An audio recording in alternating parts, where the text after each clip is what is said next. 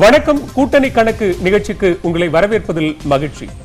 தேர்தல் பரப்புரைகள் மிக தீவிரமாக அனல் பறந்து கொண்டிருக்கிறது களத்தில். அதே நேரத்தில் கூட்டணி கணக்குகள் முன்வைக்கக்கூடிய விஷயங்கள் எப்படியாக வாக்காளர்கள் மத்தியில் எடுபடக்கூடிய ஒன்றாக இருக்கிறது.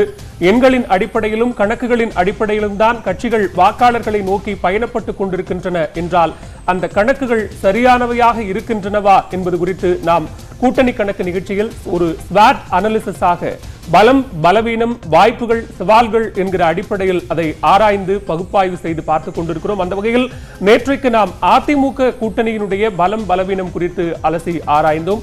இன்றைக்கு திமுக கூட்டணியினுடைய பலம், பலவீனம், சவால்கள், வாய்ப்புகள் என்ன என்பது குறித்த ஒரு விரிவான பார்வையை முன்வைக்க இருக்கிறோம். இதில் தங்களுடைய பார்வைகளையும் சேர்த்தே முன்வைப்பதற்காக நம்மிடையே அரங்கத்தில் திமுகவினுடைய மாநிலங்களவை உறுப்பினர் திரு TKS இளங்கோவன், எழுத்தாளர் திரு மதிமாறன், பத்திரிகையாளர் திரு கோலாகல ஸ்ரீனிவாஸ் ஆகியோர் நம்மிடையே இணைந்திருக்கிறார்கள். மூவருக்கும் வணக்கம். இன்றைக்கு நம்ம திமுக கூட்டணியினுடைய ஸ்வாட், பலம், பலவீனம், வாய்ப்புகள், சவால்கள் என்ன, உண்மையில் பட்டியலிடப்பட்டிருக்கக்கூடிய இந்த விஷயங்களை தாண்டி இருக்கக்கூடிய கள யதார்த்தமாக இருக்கக்கூடிய வேறு விஷயங்கள் என்பது எப்படியாக வாக்காளர் மத்தியில் எதிரொலிக்க போகிறது, அது எப்படியாக தேர்தல் முடிவுகளாக இருக்க போகிறது என்கிற ஒரு விரிவான பார்வையை முன்வைக்க இருக்கிறோம். முன்னதாக நம்ம தற்போது திமுக கூட்டணியில் இடம்பெற்றிருக்கக்கூடிய கூட்டணி கட்சியினுடைய உறுப்பினர்கள் யார் என்கிற ஒரு பட்டியலை தற்போது நாம் பார்க்கலாம். திமுக கூட்டணி இடம்பெற்றிருக்கக்கூடிய கட்சிகள், தேசிய அளவில் காங்கிரஸ் இதனுடைய தலைமையாக இருக்கிறது, மாநில அளவில் திமுக இதனுடைய தலைமையாக இருக்கிறது, காங்கிரஸ் கட்சி இடம்பெற்றிருக்கிறது, மதிமுக, இந்திய கம்யூனிஸ்ட், மார்க்சிஸ்ட் கம்யூனிஸ்ட், விடுதலை சிறுத்தைகள், இந்திய யூனியன் முஸ்லீம் லீக், கொங்கு நாடு மக்கள் தேசிய கட்சி, இந்திய ஜனநாயக கட்சி ஆகியவை திமுக கூட்டணியினுடைய உறுப்பினர்களாக இருக்கின்றன. பல்வேறு அமைப்புகள் தங்களது ஆதரவை திமுக கூட்டணிக்கு தெரிவித்திருக்கிறார்கள். இதில் ஒதுக்கப்பட்ட இடங்கள் எவ்வளவு என்கிற பட்டியலை தற்போது நாம் பார்க்கலாம். திமுக கூட்டணியில ஒதுக்கப்பட்ட இடங்கள்ல நேரடியாக திமுக 20 இடங்கள்ல போட்டியிடுகிறது. காங்கிரஸ் கட்சிக்கு 10 இடங்கள் ஒதுக்கப்பட்டிருக்கிறது. மதிமுகவுக்கு 1 இடமும், இந்திய கம்யூனிஸ்ட் கட்சிக்கு 2 இடமும், மார்க்சிஸ்ட் கம்யூனிஸ்ட் கட்சிக்கு 2 இடமும், விடுதலை சிறுத்தைகள் கட்சிக்கு 2 இடமும், இந்திய யூனியன் முஸ்லீம் லீக், கொங்கு நாடு மக்கள் தேசிய கட்சி, இந்திய ஜனநாயக கட்சி ஆகிய கட்சிகளுக்கு தலா 1 இடமும் கூட்டணியில் ஒதுக்கப்பட்டிருக்கின்றன. அடுத்ததாக நாம பார்க்க இருக்கிறது திமுகவினுடைய பலம். இந்த கூட்டணியில இடம்பெற்றிருக்கக்கூடிய கட்சிகளினுடைய ஒட்டுமொத்த பலமாக இந்த ஒரு 5 புள்ளிகளை நாம முன்வைக்கிறோம். இந்த புள்ளி என்பது நேரடியாக உதயசூரியன் சின்னத்துல எவ்வளவு போட்டி அப்படின்னு பார்க்கிற போது திமுக வேட்பாளர்கள் நேரடியாக 20 பேரும், கூட 4 வேட்பாளர்கள், கூட்டணி கட்சியில் இடம்பெற்றிருக்கக்கூடிய 4 வேட்பாளர்கள் உதயசூரியன் சின்னத்தில் போட்டியிடுகிறார்கள். உதயசூரியன் நேரடியான போட்டி என்பது 24 இடங்களாக இருக்கிறது. தற்போது நாம் பலம் என்ன என்பதை பார்க்கலாம். திமுக கூட்டணியினுடைய பலம் என்ன அப்படிங்கிறதுல முதல் புள்ளியாக நமக்கு இருப்பது என்பது அதிமுகவுக்கு அடுத்தபடியாக அதிக வாக்கு சதவீதத்தையும் 88 எம்எல்ஏக்களையும் கொண்ட திமுக கூட்டணிக்கு திமுக தான் தற்போது இந்த கூட்டணிக்கு தலைமை வகிப்பது அப்படிங்கிறது முதல் புள்ளியாக பலம்ல பார்க்கப்படுகிறது. அடுத்த புள்ளி என்பது தமிழகம் முழுக்க கணிசமான ஒரு வாக்கு வங்கியை கொண்டிருக்கக்கூடிய தேசிய கட்சியான காங்கிரஸ் தற்போது கூட்டணியில் இடம்பெற்றிருப்பது இரண்டாவது பலமாக பார்க்கப்படுகிறது. மூன்றாவது பலம் என்பது மதிமுக, விடுதலை சிறுத்தைகள், இடதுசாரிகள் உள்ளிட்ட புதிய தோழமை கட்சிகள் கூட்டணியாக தற்போது மாறி அதிகாரப்பூர்வ கூட்டணியாக கட்சிக்குள் இடம்பெற்றிருப்பது என்பது அடுத்த பலம் என்பது கருணாநிதி அவர்கள் இல்லாத நிலையிலும் வலுவான கூட்டணியை உருவாக்கி எந்தவிதமான சிக்கலும் சர்ச்சையும் இல்லாமல் தொகுதி பங்கீட்டை நிறைவு செய்திருப்பது அப்படிங்கிறது பலம் என்கிற ஒரு புள்ளியாக இருக்கிறது. அடுத்த பலம் என்பது நட்சத்திர தலைவர்கள் இந்த கூட்டணியில் இடம்பெற்றிருக்கிறார்கள். திமுக தலைவர் மு க ஸ்டாலின், மாநிலங்களவை உறுப்பினர் கனிமொழி, மதிமுக பொதுச் செயலாளர் வைகோ, முன்னாள் மத்திய நிதியமைச்சர் ப சிதம்பரம், விடுதலை சிறுத்தைகள் கட்சியினுடைய தலைவர் திருமாவளவன், முன்னாள் தமிழ்நாடு காங்கிரஸ் கமிட்டியினுடைய தலைவர் திரு EVKS இளங்கோவன் ஆகியோர் நட்சத்திர தலைவர்களாக இடம்பெற்றிருப்பது இந்த கூட்டணியினுடைய பலம் என்று பார்க்கப்படுகிறது. இந்த 5 புள்ளிகளை தாண்டி இன்னும் நிறைய விஷயங்கள் இந்த கூட்டணிக்கு பலம் என்கிற பட்டியலில் இருக்கலாம். திரு மதிமாறன், நான் முதல்ல உங்களிடம் இருந்து ஆரம்பிக்கிறேன். இந்த பலம் என்கிற புள்ளிகளை நீங்க எப்படி பார்க்க? திமுக கூட்டணியின் பலம் திமுக தான். இப்போ திமுக தலைவர் போற இடங்கள் எல்லாம் கட்டுக்கடங்காத கூட்டம் வருது. எந்த ஊருக்கு போனாலும் இதுவரைக்கும் வந்ததில்லை இவ்வளவு கூட்டம். அவ்வளவு கூட்டங்கள் வந்துகிட்டே இருக்குது. இந்த கூட்டம் தற்செயலா தேர்தலை ஒட்டி இப்ப வர கூட்டம் இல்லை. நான் 2 ஆண்டுகளாக கிராமங்கள், தமிழ்நாட்டோட கிராமங்கள், நகரங்கள் எல்லாத்திலும் 2 ஆண்டுகளா பேசிக்கிட்டு இருக்கிறேன். நான் கிராமங்களில் பேசுகிற எல்லா இடங்களிலும் பேசுகிறப்ப இந்த 2 ஆண்டுகளில் அதிமுக ஓட்டு போட்ட கட்சி சாராத பெண்கள், கிராமத்து பெண்கள் உட்பட அவங்க ஆதரவே திமுக தான் நாங்கள் ஆதரிப்போம் அப்படிங்கிற துணி 2 ஆண்டுகளாக தொடர்ந்து மக்கள் மத்தியில் இருந்துகிட்டே இருக்குது. குறிப்பா இந்த ஓராண்டுகளில் இன்னும் தீவிரமாக மாறி இருக்குது. ஜெயலலிதா மரணத்திற்கு பின்னால் இன்னும் அதிகப்படுத்துச்சு 2 ஆண்டுல. அப்புறம் தலைவர் கலைஞர் உடல்நிலை சரியில்லாத போது இருந்தார் பார்த்தீங்களா, அந்த உடல்நிலை சரியில்லாத போது இருந்தபோது அதை வைத்து ஒரு எழுச்சி அரசியல் திமுக மத்தியிலும் திமுக அல்லாதவர் மத்தியிலும் ஒரு பெரிய விவாதம் வந்தது. அவர் உடல்நிலை வைத்து போனப்பார். அதுக்கப்புறம் அவர் மரணத்தின் போது மெரினாவில் அவருக்கு இடம் இல்லைன்னு சொன்ன போது அந்த ஒரு நாளில் எழுச்சி இருக்கு பாருங்க, அந்த எழுச்சி அதற்கான வருத்தம், மெரினாவில் அவருக்கு இடம் இல்லைன்னு சொன்ன போது வருத்தம் திமுக காரர்களை விட திமுக அல்லாதையே அண்ணா திமுகவை சேர்ந்த பெண்கள் ஏராளமான பேர் வருத்தப்பட்டாங்க. இல்ல, கிட்டத்தட்ட நமக்கு நாமே பயணம் மேற்கொண்டது என்பது ஒரு 2 வருடங்களுக்கு முன்னதாக இருக்கக்கூடிய ஒரு பயணம். அந்த பயணத்தின் போதும் அதே மாதிரியான ஒரு கூட்டம் கூடியது. அதற்கு பிறகாக வந்ததுதான் ஆர்கே நகர் இடைத்தேர்தல் என்கிற ஒரு விஷயமோ, அதெல்லாம் நீங்க கணக்கிலிட்டுத்தான் இந்த முடிவு. இல்ல, ஆர்கே நகர் இடைத்தேர்தலில் நீங்க தேர்தல் கணக்குல வச்சுக்க முடியாது. நீங்க ஆர்கே நகர் இடைத்தேர்தலில் வெற்றி பெற்றவர் உலகத்திலேயே எம்ஜிஆர் கூட கிடையாது. 1 மாசத்துல 2 மாசத்துல கட்சி ஆரம்பிச்சு ஒருத்தர் எல்லா கட்சியும் பின்னுக்கு தள்ளிட்டு ஜெயிச்சுட்டு வராருங்கிறது நடைமுறை சாத்தியம் இல்ல. அதுக்கு வேற காரணம். ஒரு பலம் வாய்ந்த ஒரு கட்சி, ஒரு எதிர்கட்சி, இவ்வளவு சட்டமன்ற உறுப்பினர்களை வச்சிருக்கிறோம், ஒரு தலைநகர்ல நடக்கக்கூடிய மாநில தலைநகர்ல நடக்கக்கூடிய ஒரு இடைத்தேர்தல் அப்படின்னும் போது அது நம்ம வசதிக்கு வரல அப்படிங்கிறதுனால அதை நிராகரிச்சிட முடியும் இல்லையா? அது அந்த தேர்தலுக்கான வெற்றி என்பது அது பணம் கொடுக்கப்பட்டதுங்கிறது பொதுவா எல்லாருமே விவாதிக்கப்பட்டது. பொதுவா எல்லா இடத்திலும் இன்னைக்கும் கூட நீங்க அந்த கட்சி அந்த ஆர்கே நகர்ல ஜெயிச்சவர் இடைத்தேர்தலில் காட்டுற ஆர்வத்தை அவர் பொது தேர்தலில் காட்டுறதில்லை. நீங்க இப்ப பொது தேர்தலில் பாத்தீங்கன்னா கூட இடைத்தேர்தலில் யார் வர்றீங்க கூட சண்டைக்கு வாங்க வாங்க அப்படின்னு தனியா நிக்கிறேன்னு சொன்னவர் பொது தேர்தலில் கூட்டணிக்காக வேட்பாளர்கள் அறிவிக்காம காத்துக்கிட்டே இருந்தார். திமுக வெளியே வருவாங்களா, அங்கிருந்து வெளியே வருவாங்களா, யார் கூட சேர்ந்து போலான்னு காலதாமதப்படுத்தல. அவர் தான் முதல்ல வேட்பாளர்கள் அறிவிச்சார். அவர் தான் முதல்ல எந்தெந்த இடங்கள்ல எவ்வளவு பேர் போட்டி, கூட்டணி கட்சிக்கு யார் வந்தாலும் வரலனாலும் இனிமே கேட் க்ளோஸ் ஆயிடுச்சு அப்படின்னு சொன்னது அவர்தான். இல்ல, கேட் க்ளோஸ் ஆகுறது இல்ல, கேட் வெளியில இருந்து மத்தவங்க க்ளோஸ் பண்ணாங்க, அவர் க்ளோஸ் பண்ணல. அதுல ஏன்னா திமுக கூட்டணிங்கிறது தேர்தலை ஒட்டி முடிவாகல, நல்லா தெரிஞ்சுங்க. அது கடந்த ஓராண்டுகளுக்கு மேலாகவே முடிவான ஒரு கூட்டணி. அந்த கூட்டணி தேர்தல் கூட்டணி அல்ல, கொள்கை சார்ந்த ஒரு கூட்டணியா இருக்குது. குறிப்பா அது கொள்கை சார்ந்த கூட்டணியா இருக்குதுங்கிறதுக்கு இன்னும் தெளிவா சொல்லணும்னா பிஜேபி எதிர்ப்புங்கிறது அந்த கூட்டணி பிரதானம். அதுல மதிமுக, விடுதலை சிறுத்தைகள், சிபிஎம் பிரதானமாக காங்கிரஸ் இருந்தாலும் மற்ற கட்சிகள் வரும் அப்படின்னு காத்திருந்த ஒரு நேரம் இருந்தது இல்லையா? அந்த கதவுகள் திறந்திருந்தது இல்லையா மற்ற கட்சிகளுக்கு? அது உறுதியா நம்ம சொல்ல முடியாது. ஆனா இந்த கூட்டணி உறுதியானது. இன்னொன்னு, இதில் சீட்டு இல்லைன்னு சொன்னா மத்த கூட்டணியில சீட்டு இருக்கா இல்லையா, போறதா வரதான்னு பிரச்சனை இருந்தது. இந்த கூட்டணிக்குள்ளார சட்டசபை தேர்தலில் இருந்து கூடவே இருந்த மனிதநேய மக்கள் கட்சி கூடவே இருந்தாங்க.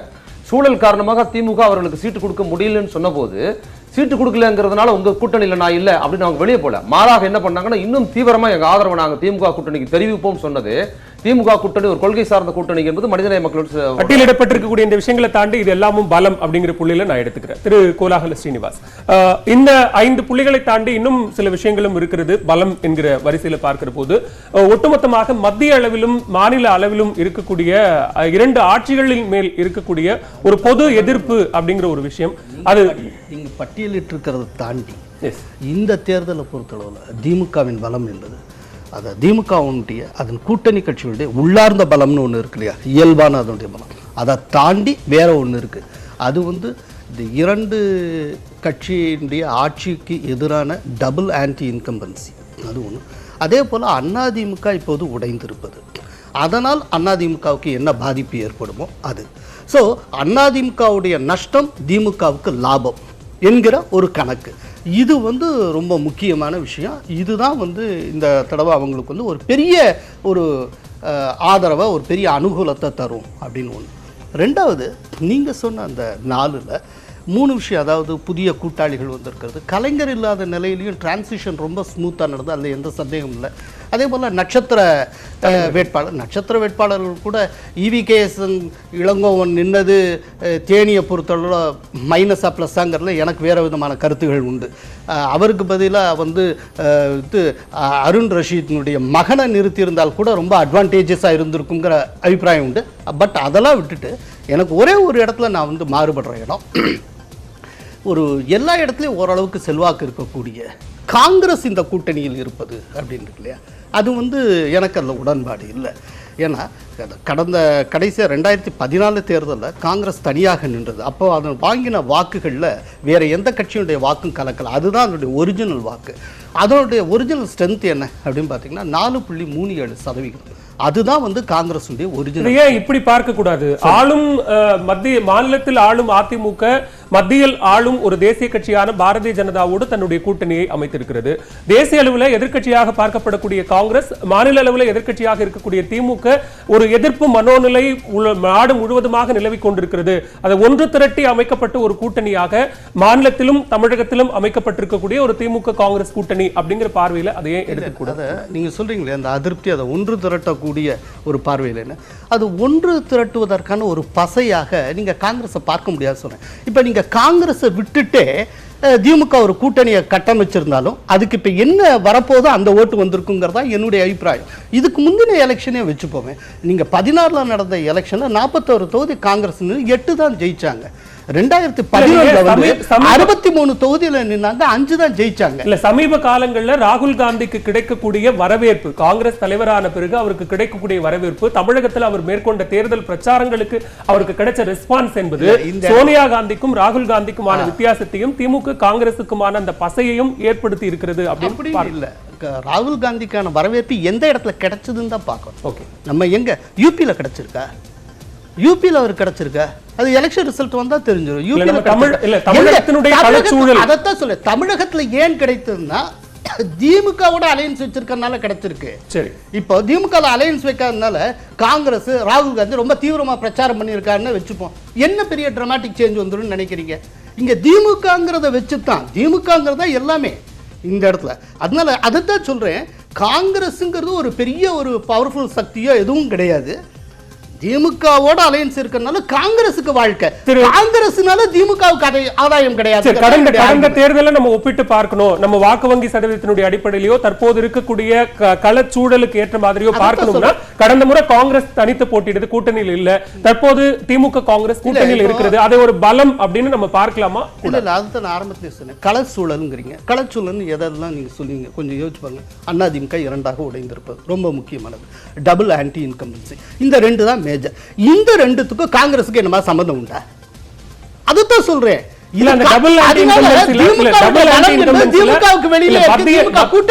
மத்திய அரசுக்கு எதிராக இருக்கக்கூடிய எதிர்ப்பு மனோநிலையை அறுவடை செய்யக்கூடிய இடத்துல காங்கிரசும் இருக்கு இல்லையா? அப்ப 2 பேரும் சேர்ந்து கொண்டு போய் அதை அறுவடை செய்யும் போது அது பலம் பார்க்கக்கூடாது.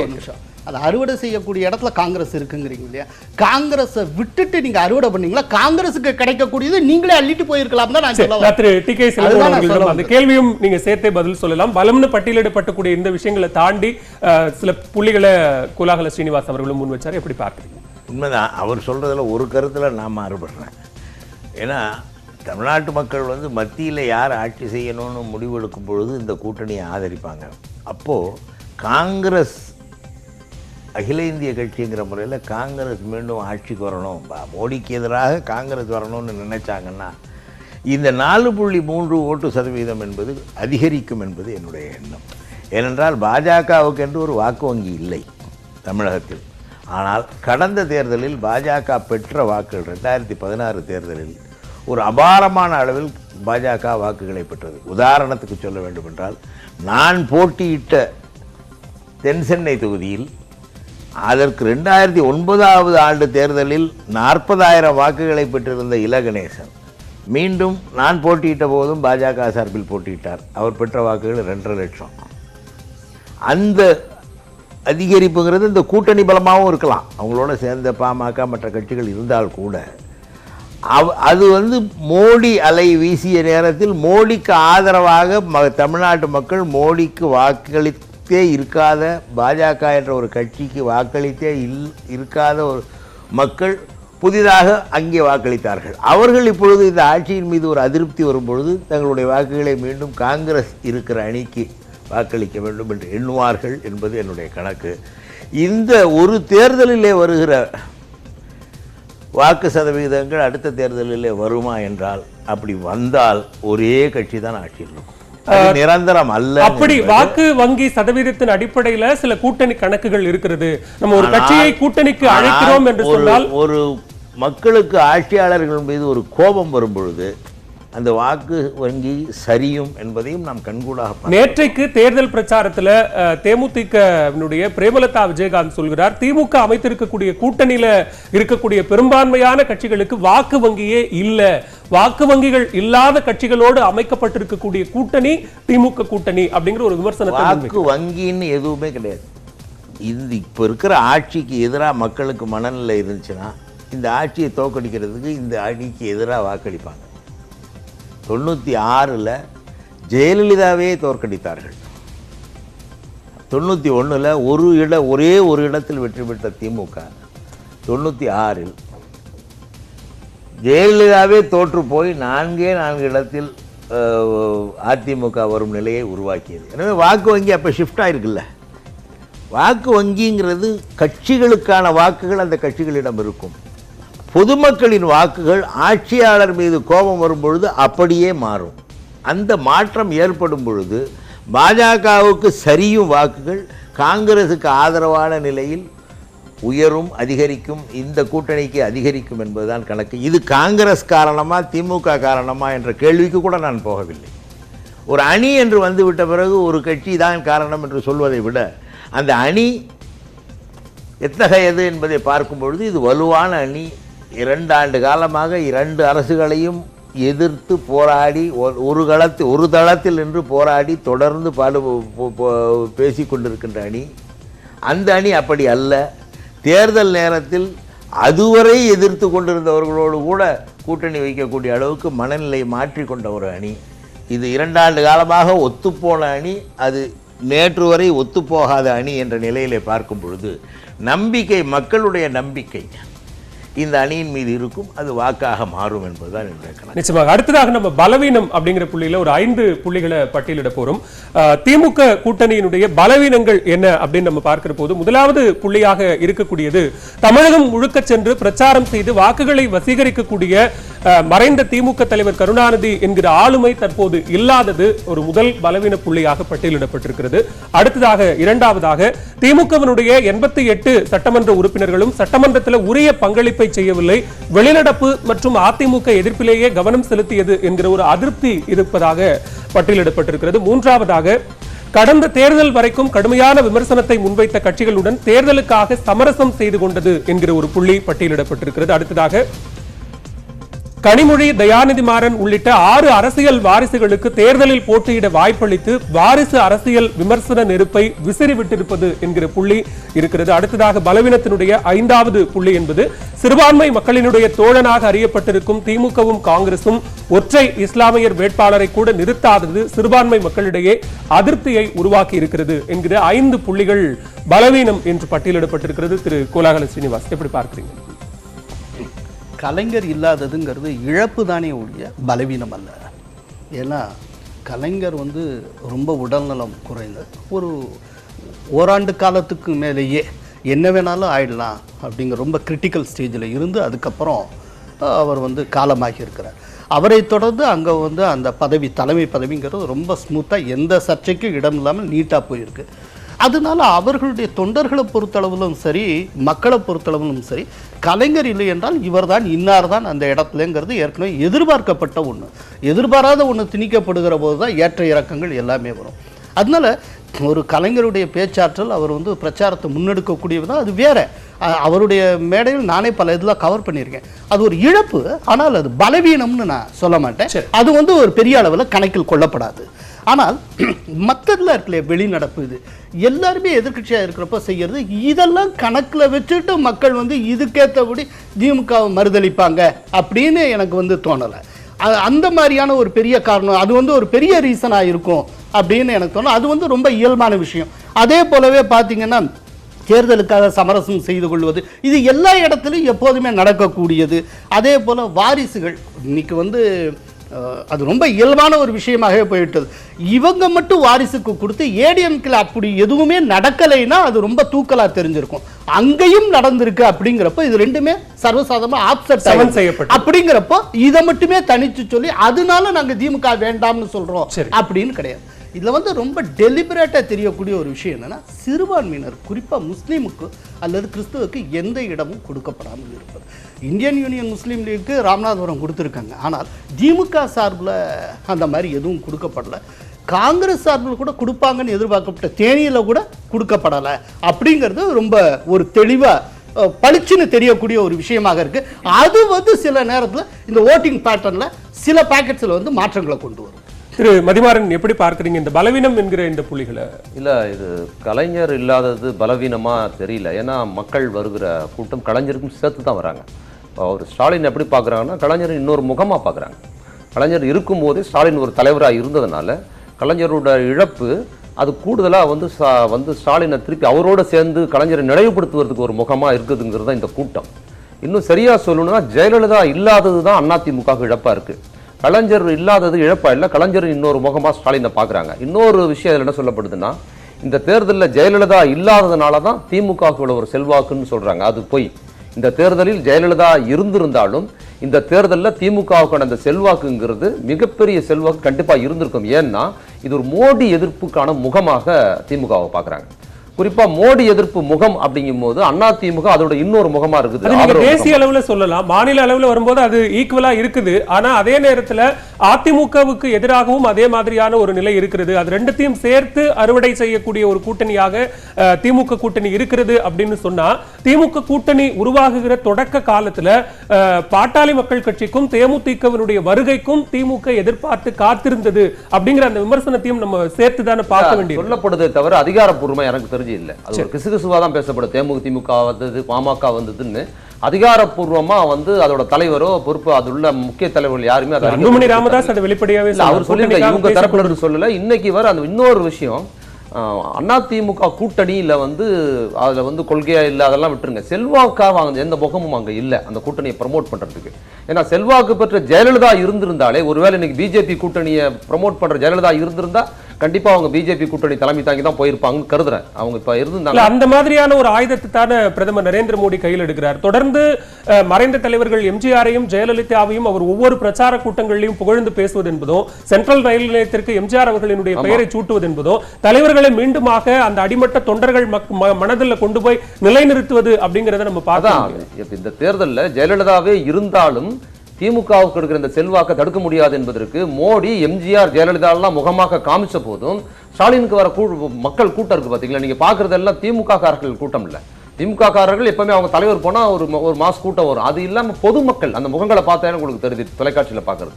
இந்த முகங்கள் வந்து மாநில அரசின் மீது அதிருப்தி கொண்ட முகங்கள். மாநில அரச அது மோடியின் முகமாவே பாக்குறாங்க. மாநில அரசு கடந்த 4 ஆண்டுகள் அல்லது இந்த கடந்த 2 ஆண்டுகள் எடுத்துக்கிட்டீங்கன்னா, 2 ஆண்டுகள் தமிழகத்தில் மக்கள் நடத்திய போராட்டம், எதிர்கட்சிகள் அல்ல, மக்கள் போராட்டம் நடத்துறாங்க. அதுக்கப்புறம் தான் கட்சிகள் போய் கலந்துக்குச்சு. அந்த போராட்டங்கள் எல்லாமே குறிப்பா இந்த டாஸ்மாக் போராட்டத்தை தவிர மற்ற எல்லா போராட்டங்களும் மத்திய அரசுக்கு எதிரான போராட்டங்கள் தான் தமிழகத்தில் மக்கள். நீங்க சொல்ற அந்த போராட்டங்களுக்கும் மக்கள் கூடினார்கள். திமுகவில் இடம்பெற்ற அப்போது தோழமை கட்சிகளாக இருந்த எல்லா கட்சிகளும் ஒன்று திரண்டு இந்த போராட்டங்களை நடத்துச்சு. கூடுகிற மக்கள் கூட்டம் அப்படிங்கிறது காமராஜருக்கும் ராஜாஜிக்கும் கூடாத கூட்டமா தற்போது கூடிவிட்டது அப்படின்னு கேள்வி கேட்கிற அளவிற்கான கூட்டம் கூடுகிறது. இதெல்லாம் வாக்குகளாக மாறுமா அப்படிங்கறத இந்த கூட்டம் வேடிக்கை பார்க்கறதுக்காக இல்ல, பிரமுகர்களை பார்க்குற மனோபாவமே இதுல இல்லை. அப்படி இருந்திருந்தா கமலஹாசனுக்கு கூட்டமே வரல. நீங்க இன்னும் சொல்லணும்னா ஸ்டார் கமல் சாதாரண நடிகர் இல்லை, அவர் இந்தியாவின் முகம். அவர் இந்தியாவின் அதாவது தமிழ்நாட்டில இருந்து இந்தியா முழுக்க புகழ்பெற்ற ஒரு பெரிய நடிகர்.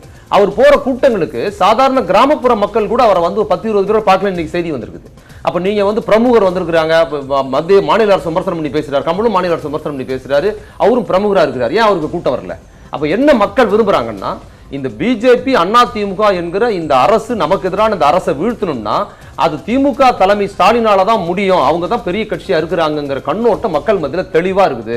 அந்த மக்களின் தெளிவு தான் திமுகவுக்கு பலமா இருக்குது. நிச்சயமாக திரு இளங்கோவன், பலவீனம் அப்படிங்கிற ஒரு புள்ளியில கொஞ்சம் ஸ்ட்ரெஸ் பண்ணி திரு கோலாகல ஸ்ரீனிவாஸ் அவர்கள் முன்வைத்த விஷயம் என்பது சிறுபான்மை மக்களை வந்து வேட்பாளர்களாக நிறுத்தப்பட்ட விவகாரத்தை அவர் கொஞ்சம் அழுத்தி சொன்னார். அந்த ஒரு புள்ளியை மற்ற புள்ளிகள்ல நம்ம சில சமரசங்கள் செய்து கொண்டாலும் சிறுபான்மை மக்கள் இஸ்லாமியர்களை நம்ம வேட்பாளர்களாக அறிவித்ததுல இருக்கக்கூடிய விஷயம் என்பது பெருமளவில் அவர்களுக்கான வாய்ப்பே கொடுக்கல, அவர்கள் ஒட்டுமொத்தமாக புறக்கணிக்கப்பட்டார்களா அப்படிங்கிறது இந்த கூட்டணியினுடைய பலவீனமாக பட்டியலிடப்பட்டிருக்கிறது. எப்படி பார்க்கிறீங்க? எங்களுடைய கூட்டணியில் 2 பேர் சிறுபான்மையினர் போட்டியிடுகிறார்கள். திமுகவின் சார்பில் ஒரு கிறிஸ்தவர் போட்டியிடுகிறார் திருநெல்வேலி தொகுதியில். எங்கள் கூட்டணியின் இந்திய யூனியன் முஸ்லீம் லீக் சார்பில் ஒரு இஸ்லாமியர் போட்டியிடுகிறார். அவர்கள் கடந்த தேர்தல்களிலும் பல தேர்தல்களில் சிறுபான்மையினர் போட்டியிடவில்லை என்றாலும் சிறுபான்மையினரை பொறுத்தவரை அவர்கள் அதிமுக கூட்டணிக்கு வாக்களிக்கவே மாட்டார்கள். காரணம், அங்கே பாரதிய ஜனதா கட்சி இருக்கிறது. அந்த கோபம் இருந்தாலும் கூட எதிர்காலத்தில் அவர்களுக்கு வரக்கூடிய ஆபத்தை எண்ணி அவர்கள் வாக்களிப்பார்களே தவிர இதை ஒரு சிறு பிரச்சனையாக விட்டு விடுவார்கள். காரணம், இத்தோடு தேர்தல்கள் முடிவடைவதில்லை. இந்த பார்வை எப்படி இருக்குன்னா, அதிமுக கூட்டணியில பாரதிய ஜனதா இருக்கிறது, அதனால கண்டிப்பா சிறுபான்மை மக்களுக்கு அது எதிரான கூட்டணி, எனவே அது மொத்தமா நமக்கு வந்துரும் அப்படிங்கிற ஒரு நம்பிக்கை இல்லை. வேட்பாளர்களை தேர்வு செய்யும் பொழுது 40 தொகுதிகளில் தேர்வு செய்கிறோம். இப்போ எங்களிடம் ஒரு கிறிஸ்தவரை ஒரு வேட்பாளராக திருநெல்வேலி தொகுதியிலே போட்டியிட வைத்திருக்கிறோம். காங்கிரஸ் கட்சியிலே ஏற்கனவே ஆரோன் போட்டியிட்டார். ஆரோன் போட்டியிட்ட காலத்தில் அவருடைய மகனுக்கு இந்த முறை வேண்டும் என்று கேட்டார். அவருடைய மகன் சட்டமன்ற தேர்தலில் நின்று தோற்று போன காரணத்தினாலே கொடுக்கவில்லை. செல்வாக்கு என்பது ஜெயலலிதா இருக்கிற நேரத்திலேயே 2016 சட்டமன்ற தேர்தலில் 1% வாக்கு வித்தியாசம்தான் திமுக அணிக்கும் அதிமுகவுக்கும் இருந்தது. ஒரே 1%, 5.5 லட்சம் வாக்குகள் தான். எனவே அந்த சரிவு என்பது ஜெயலலிதா இருக்கிற காலத்திலேயே இல்ல, அத கடந்த கால தேர்தல்களை ஒப்பிட்டு நம்ம நிறுத்தினா தோற்று போய் விடுவார்களோ என்கிற ஒரு அச்சம் காரணமாக அவர்கள் அறிவிக்கல அப்படின்னு சொல்றீங்களா? இல்லை, இவங்க நிறுத்தினா தோற்று போயிடுவாங்கங்கிறது அந்த அச்சம்லாம் கிடையாது. சில நேரத்தில் தேர்தலில் வெற்றி உத்திகளை பார்க்கும்பொழுது சட்டமன்றத்திலே அதிக இடங்களை கொடுத்து கொள்ளலாம். இப்பொழுது இருக்கிற வேட்பாளர்கள் வெற்றி முக்கியம், இந்த அணியை தோற்கடிப்பது முக்கியம் என்று சொல்லும் பொழுது இது போன்ற சில பிரச்சனைகள் இது ஒரு வியூகமாக எடுத்து, இது சிறுபான்மையினருக்கு எதிரான கருத்து அல்ல, சிறுபான்மையினருக்கு ஆதரவான அணியாகவே இந்த அணி பிரகடனப்படுத்தப்பட்டு வருகிறது. நிச்சயமாக. அதனாலே அது ஒரு பிரச்சனை இல்லை. ஒன்று. இரண்டாவதாக, இந்த தலைமை என்பது கலைஞர் இல்லை. கலைஞர் கடந்த 2016 தேர்தலிலேயே நான் தான் அவரோடு பயணித்தேன். அந்த சட்டமன்ற தேர்தலில் அவரால் பல இடங்களுக்கு செல்ல முடியவில்லை. ஒரு முழுமையான பிரச்சாரத்தை கடந்த முறையே அவர் மேற்கொள்ளவில்லை. இருந்தாலும் 1% வாக்கு வித்தியாசத்தில் தான் திமுக குறைவான வாக்குகளை பெற்றது. 2. மூன்றாவதாக நீங்கள் சொன்ன காரணம், மூணாவது கடுமையான விமர்சனத்தை முன்வைத்த கட்சிகளோடு கடுமையான விமர்சனத்தை ஒரு அணியாக கடந்த சட்டமன்ற தேர்தலில் ஒரு புதிய அணி உருவானது. அந்த அணி வைத்த கோரிக்கை ஒன்றுதான், அவர்கள் அடிப்படையில் வைத்த லட்சியம் அல்லது கொள்கை ஒன்றுதான். திமுக அதிமுகவே மாறி மாறி ஆட்சிக்கு வருவதா, நாங்கள் ஏன் ஆட்சிக்கு வரக்கூடாது என்ற அந்த ஒற்றை கேள்வியில் அவர்கள் ஒன்றாக இருந்தார்களே தவிர வேறு எந்த கொள்கையிலும் அவர் திமுகவுக்கு முரண்பட்டு திமுகவுக்கு எதிரான நிலைப்பாட்டை எடுத்ததாக தெரியவில்லை. தொடர்ந்து அடிப்படை கொள்கைகளில் திமுக கொள்கைகளோடு ஒத்துப்போனவர்கள். ஆனால் இந்த ஒரு தேர்தல் அரசியலில் தங்களுக்கு இடம் வேண்டும், தாங்கள் புதிய ஒரு அணியை உருவாக்க வேண்டும் என்ற எண்ணத்தை அதை வெளிப்படையாகவே சொன்னார்கள். கம்யூனிஸ்ட் கட்சியோ மதிமுகவோ விடுதலை சிறுத்தைகளோ திமுகவின் கொள்கைகளுக்கு எதிரான எந்த கொள்கையையும் அறிவிக்கவில்லை. அவர்கள் அரசியல் வெற்றியில் நாங்கள் தனியாக இந்த மாற்றாக இந்த 2 கட்சிகளுக்கு மாற்றாக ஒரு ஆட்சி அமைக்க வேண்டும் என்ற அந்த ஒற்றை எண்ணத்தில் அவர்கள் போட்டியிட்டார்கள். அதை அவர்கள் வெளிப்படையாக சொன்னது, நான் அவர்களை குறை சொல்வதற்காக சொல்லவில்லை, அதை அவர்கள் சொன்னார்கள். ஆனால் இப்பொழுது எங்களோடு இருக்கிறார்கள். வேறு விதமான கொள்கை முரண்பாடுகள் கிடையாது. இன்னொரு கேள்வி, நீங்கள் இன்னொன்றை கேட்டீர்கள், பாமகவுக்கும் தேமுதிகவுக்கும் திமுக காத்திருந்ததே. கொஞ்சம் சுருக்கமாக சொல்கிறேன். பாமகவும் தேமுதிகவும் ஆளும் 2 கட்சிகளையும் எதிர்த்து பிரச்சாரம் செய்தார்கள், எதிர்த்து கடுமையான நிலைப்பாட்டை மேற்கொண்டிருந்தார்கள் அந்த தேர்தல் அந்த கூட்டணி அமையும் வரை. அதனாலே அவர்களும் நம்மோடு சேர்ந்தால் நன்றாக இருக்கும் என்று நினைப்பதிலே தவறில்லை. ஆனால் கடைசி நேரத்தில் என்ன மாற்றம் ஏற்பட்டது என்று எங்களுக்கு தெரியாது. அவர்கள் அங்கே போய் சேர்ந்து விட்டார்கள். நிச்சயமா. இப்ப அடுத்ததாக நம்ம திமுக கூட்டணிக்கு முன்னால் இருக்கக்கூடிய சவால்கள் என்ன, வாய்ப்புகள் என்ன என்பதை பார்க்க இருக்கிறோம்.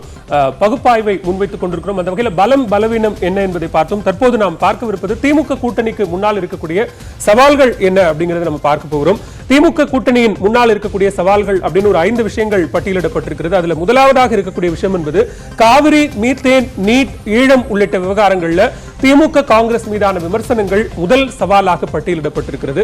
அடுத்ததான சவால் என்பது திமுகவும் அதன் கூட்டணி கட்சிகளுக்கும் இடையிலான வாக்கு சதவிகித வேறுபாடு என்பது 2வது சவாலாக பட்டியலிடப்பட்டிருக்கிறது. மூன்றாவதாக பாஜக அதிமுக மீதான அதிருப்தி வாக்குகளை அமமுகவும் மக்கள் நீதி மய்யம் கமலஹாசனும் அதே போன்று நாம் தமிழர் கட்சியினுடைய சீமானும் பிரிப்பது என்பது 3வது சவாலாக இருக்கிறது. 4வது திமுக போட்டியிடாத தொகுதிகளில் கூட்டணி கட்சிகளுக்கான வெற்றி வாய்ப்பு என்பது பட்டியலிடப்பட்டிருக்கிறது. அதே போன்று 5வதான சவால் என்பது தேமுதிக, பாமக, மக்கள் நீதி மய்யம் கட்சிகளை கூட்டணிக்குள் கொண்டு வர தவறியது சவாலாக பார்க்கப்படுகிறது. 5 விடயங்கள் என்பது திமுக கூட்டணிக்கு முன்னால் இருக்கக்கூடிய சவால்களாக பட்டியலிடப்பட்டிருக்கிறது. திரு மதிமாறன், நான் உங்களிடமிருந்து தொடங்குகிறேன். எப்படி பார்க்கிறீங்க இந்த விஷயம்? இந்த சவாலில் மற்ற கட்சிகள், இப்போ கமல்ஹாசன் கட்சி, தினகரன் அவங்க எனக்கு அப்படி தோணலை. இதில் திமுகவோட வெற்றி இப்போ கூட இந்த ஓட்டை, அதிமுக ஓட்டை பெரும்பான்மையாக தினகரன் கட்சிக்காரங்க பிரிப்பாங்க. அதனால திமுக வெற்றி அதனால சுலபமாகும் ஒரு கருத்து சொல்லப்படுது. எனக்கு அதில் உடன்பாடு இல்லை. நீங்கள் எலெக்ஷன் முடிஞ்சதுக்கு அப்புறம் பாருங்க, தினகரனும் அதிமுகவும் சேர்ந்து வாங்குற ஓட்டுகளை விட பல மடங்கு திமுக வாங்கியிருக்கோம். ஏன்னா என்ன பிரச்சனைன்னா, அதில் தினகரனோ கமலஹாசனோ யாரோ பிரிக்கிற ஓட்டு எதுக்காக இருக்கும்னா, 2வது இடம் யார் வராங்கல்ல அதுக்குள்ள ஓட்டை தான் பிரிக்கிறதா இருக்கும். அதில் அதிமுக 2வது இடம் வரப்போதா அல்லது தினகரன் 2வது இடம் வரப்போறாருங்கிற பிரச்சனையில தான் கமலஹாசனோ அல்லது சீமானோ இவங்க பண்ற ஓட்டு, இவங்களுக்குள்ளார லாபி என்ன நடக்கும்னா, 2வது இடத்தை யாருக்கு தருவதுங்கிறதுல தான் அவங்க தீர்மானிக்க முடியல. அந்த ஓட்டுகள் பிரிவது என்பது, அதை கன்சாலிடேட் பண்ண முடியாதது அப்படிங்கிற ஒரு விஷயம் திமுகவுக்கு சவாலாக இருக்கிறதா அப்படிங்கிற புள்ளியில இருந்து தான் அதை நம்ம பார்க்கணும். இல்ல, அது சவாலா இல்லைன்னு சொல்றேன். ஏன்னா இந்த கூட்டம் முழுக்க முழுக்க பிஜேபி எதிர்ப்பு, அதிமுக எதிர்ப்பு தோற்கடிக்கணுங்கிற கூட்டம் திமுகவோட பிளஸ்ஸா இருக்கு, எல்லாத்துக்குமான பிளஸ்ஸா இருக்குது. அது அதனாலதான் எங்க போனாலும், இன்னும் எல்லா தொகுதிகளிலும் எங்க போனாலும் எதிர்பார்க்காத அளவுக்கு திரும்ப திரும்ப கூட்டம் வந்துகிட்டே இருக்குது. மக்கள் திரும்ப திரும்ப வர்றதுக்கு காரணம் என்னன்னா, அந்த வெற்றி திமுகவுக்கு முடிவான வெற்றியா இருக்குது. 2வது இடத்து விஷயத்தை பிரிக்கிறதுல தான் இவங்களோட நோக்கம் இருக்குன்னு எனக்கு தோணுது. திரு கோலாகல ஸ்ரீனிவாஸ், எப்படி பார்க்கறீங்க? காவிரி, மீத்தேன், நீட், ஈழம் உள்ளிட்ட விவகாரம். காவிரி, நீட், மீத்தேன், அப்புறம் ஈழம், இந்த விஷயத்துல ஏதோ ஒரு விதத்துல திமுகவுக்கு தொடர்பு இருக்கலாம். அந்த தொடர்பு அது எதிர்மறையான தொடர்பாக இருக்கலாம், அது உண்மையாக கூட இருக்கலாம். இப்போ ஒரு உதாரணத்துக்கு சொல்கிறேன்னா, நீட்டுங்கிறது யூபிஏ பீரியடில் தான் வந்தது, யாரும் அதை மறைக்க முடியாது. முதல் நீட் எக்ஸாம் 2013 தான் நடந்தது. அப்போ அல்தமஸ் கபீருடைய உத்தரவின் பேரில், நீதியரசர் அவருடைய உத்தரவின் பேரில் அந்த ரிசல்ட் வெளியிடாமல் தடுத்தாங்க. இப்படி பல இது இருக்கலாம். ஆனால் இது உண்மையாக இருந்தாலும் பொருட்படுத்தத்தக்க உண்மைகளாக இல்லை. அதனால இது மக்கள் மத்தியில் ஒரு பெரிய விளைவுகளை உருவாக்கிறாது.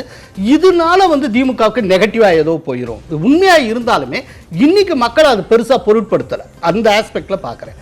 அப்புறம் வாக்கு சதவிகித வேறுபாடு.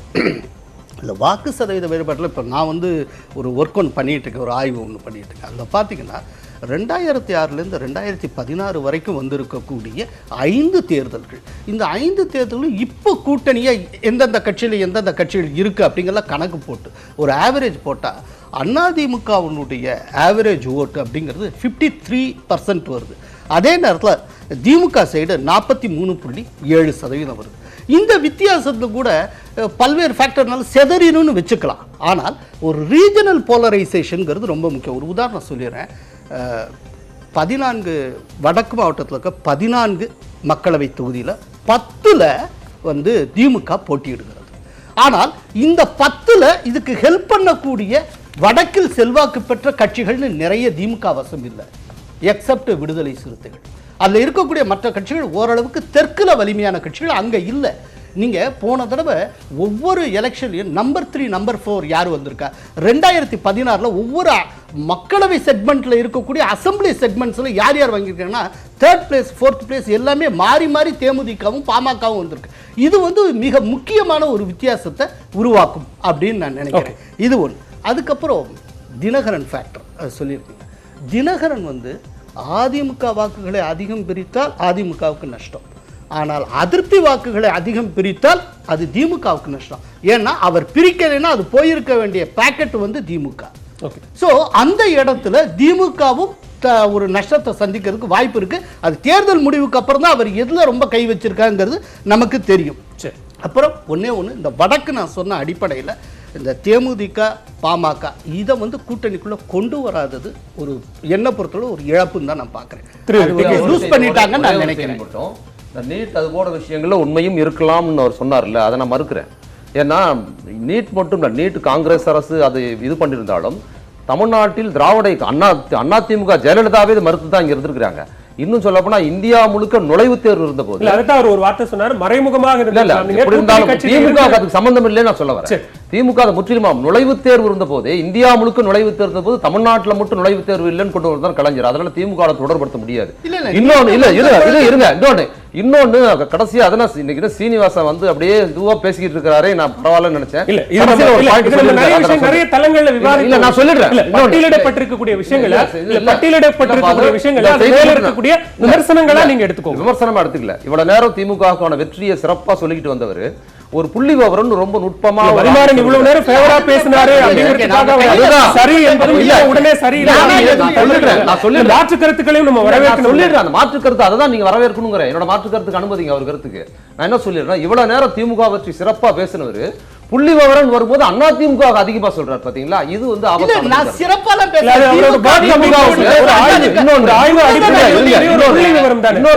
புள்ளி விவரம் இவர் கொடுக்கிற புள்ளி விவரம் இல்லது, இருக்கிற உண்மையான புள்ளி விவரம் 55% திமுக ஆதரவா இருக்குன்னு வருது. இவர் திருப்பி 50 அண்ணா திமுக செல்வாக்கே இல்லாத நமக்கு நேரம் குறைவா இருக்கு. நம்ம இன்னும் வாய்ப்புகளை பார்க்க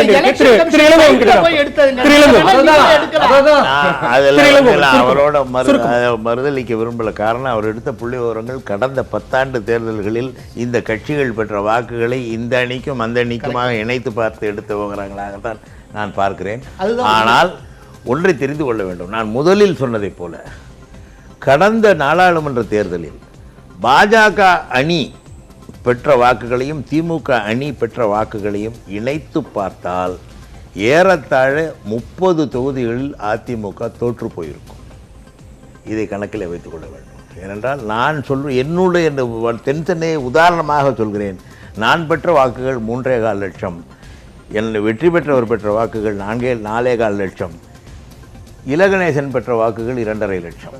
எனவே அதிமுகவுக்கு எதிரான வாக்குகள் மோடி என்ற அந்த அலை வீசிய காரணத்தினால் பாஜகவுக்கு அதிகமாக சென்றதன் காரணமாக திமுக தோற்றதை தவிர, வழக்கமாக பாஜக என்கிற கட்சி தமிழ்நாட்டிலே எங்கேயும் அடிப்படை இல்லாத கட்சி என்ற நிலையிலே அந்த அளவுக்கு அவர்கள் வாக்குகள் அதற்கு முன்னரும் பெற்றதில்லை, அதற்கு பின்னரும் பெறப்போவதில்லை. அந்த அடிப்படையில் எடுக்கப்பட்ட ஒரு வாக்கு சதவீதமாக அதை பார்க்கலாம். அடுத்து நம்ம வாய்ப்புகள் அப்படின்னு பட்டியல் வாய்ப்புகளில் நீங்கள் சொன்ன சில விவரங்கள், நீட் தேர்வே கூடாது, மதிப்பெண் பெற்ற அடிப்படையில்